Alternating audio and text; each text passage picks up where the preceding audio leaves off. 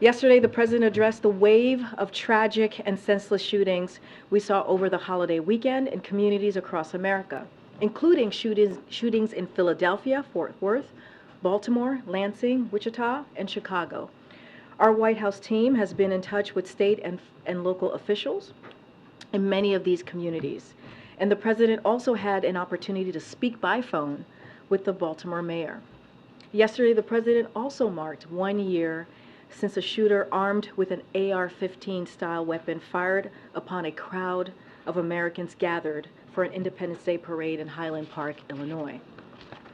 And he highlighted how in the year since, Illinois Governor J.B. Pritzker, Highland Park Mayor Nancy Rotering, legislative leaders, and numerous advocates and gun violence survivors have fought tirelessly to ban assault weapons, like the one used in Highland Park, as well as high-capacity magazines across Illinois. But as we have seen over the last few days, there's a lot more work to do to address the epidemic of gun violence that is tearing up our communities, tearing it apart.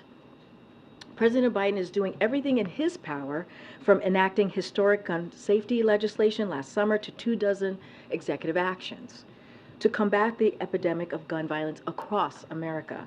But he also knows that that is not enough, which is why on the heels of the tragedies we saw unfold across the last few days, the president continues to call on Republican lawmakers in Congress to come to the table and ban assault weapons and high-capacity magazines, to require safe storage of guns, to end gun manufacturers' immunity from liability, and to enact universal background checks.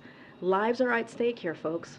Lives are at stake in communities, the lives of our kids, and these are meaningful, common sense reforms that the American people support. The majority of the American people support these reforms, and we need Congress to do something. We need Republicans in Congress to do something to protect our communities.